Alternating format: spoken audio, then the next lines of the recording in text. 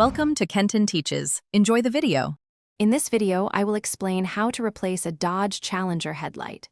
First, gather your essential tools, including a ratchet, appropriate sockets, and a trim removal tool. Make sure you have the correct replacement headlight assembly for your specific Challenger model.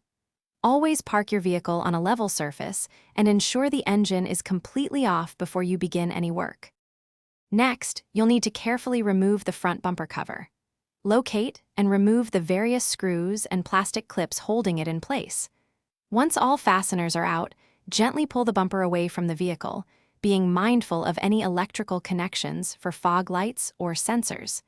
Disconnect these before fully removing the bumper to expose the headlight assembly.